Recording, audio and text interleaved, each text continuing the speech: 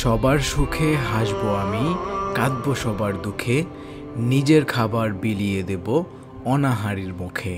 পল্লী কবির এ পংক্তির বাস্তব প্রতিচ্ছবিই যেন হাফিজি চ্যারিটেবল সোসাইটি অব বাংলাদেশ। দিনের উদ্ভাসিত আলো আর রাতের ঘন কালো অন্ধকার, পুরোটা সময় জুড়েই যেন এই সংস্থার সদস্যদের একটাই চিন্তা, সেই চিন্তা মানবতার, সেই চিন্তা মানব সেবার। এই রমজানেও তারা মোটা অঙ্কের বাজেটের ইফতার ও সাহারি বিতরণ কর্মসূচি বাস্তবায়ন করেছে। প্রিয় ভিউয়ার্স, আমরা গতকাল ছিলাম সিরাজগঞ্জে, আজকে আছি কুড়িগ্রামে, আগামীকাল থাকবো আমরা বিবাড়িয়াতে। এভাবে আমরা দেশের প্রত্যন্ত অঞ্চলে আমরা 500 পরিবারের মাঝে ইফতার সামগ্রী বিতরণ করার আমরা টার্গেট নিয়েছি আলহামদুলিল্লাহ। এছাড়া প্রায় 30,000 তালিবে ইলমদের আমরা বিভিন্ন মাদ্রাসায় ইফতার করাবো।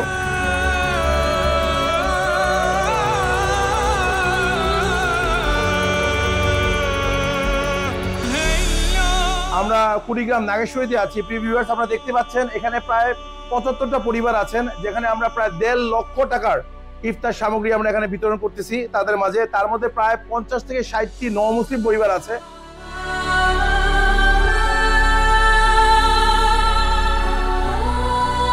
ব্রাহ্মণবাড়িয়ার বিজয়নগর গ্রামে।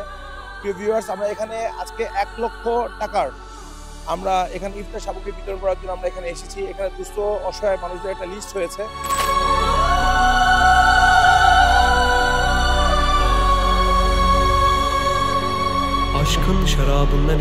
রমজানের 5 দিন না পেরোতেই 5 লক্ষ টাকার ইফতারি সামগ্রী তারা অসচ্ছল এবং নও-মুসলিমদের হাতে তুলে দিয়েছে। সিরাজগঞ্জ, কুড়িগ্রাম, বিবাড়িয়া সহ আরও কয়েকটি জেলায় এই ইফতার সামগ্রী বিতরণ করা হয়েছে।